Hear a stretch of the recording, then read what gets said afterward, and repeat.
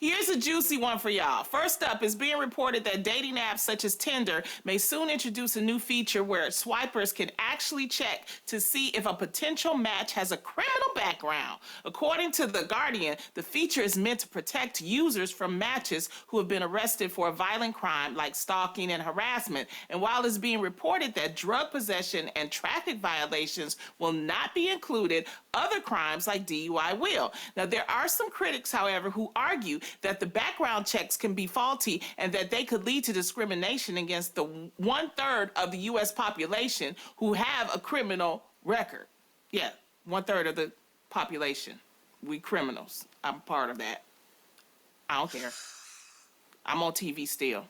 Okay, they also say it robs people from getting the chance to explain the circumstances by why they were arrested to someone. So, ladies, what are your thoughts on the dating apps and this type of detective work?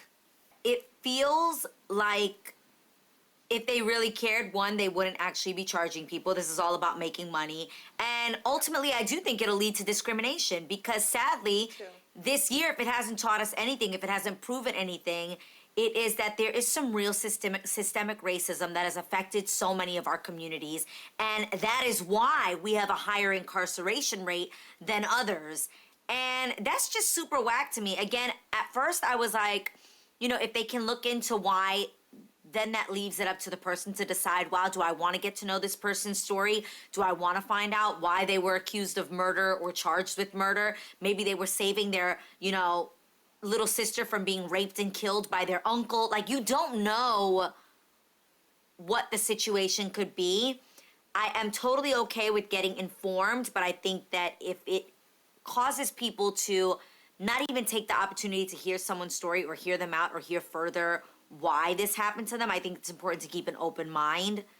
But again, this just, to me, this feels like it's ultimately gonna just cause discrimination to the people who are most incarcerated, which are Black and Latino men. So that to me. Yeah, I agree. At first I thought that, oh, maybe it is a good idea because it'll protect women or protect men, whatever.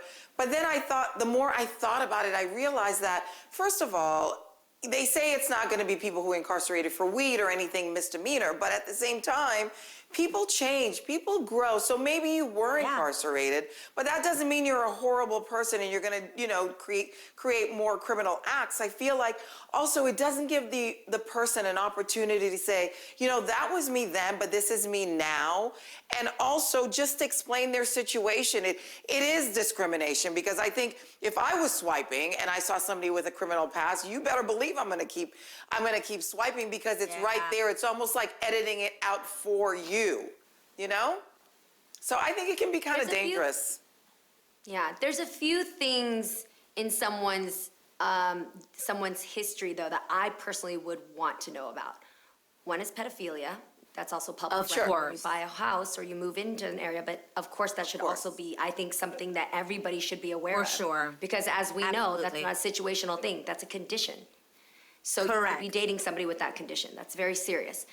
Second thing I'm really sensitive about is that I've had two friends from dating apps that have been, one raped and one sexually assaulted.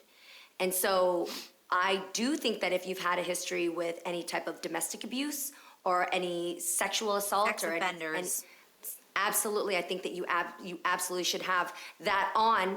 If you're going to have this enlisted as something that you pay extra for, I wouldn't mind paying extra for that personally because I would want to know. And then at that point, also remember, women, you still get to make your own decision. There are wonderful people out there, obviously, that shouldn't be held by the past. Point, but I would like to know that. Yeah, I think the thing is that because it's a private company, I have an issue with that. Because they could put things on you or on your file that you don't know.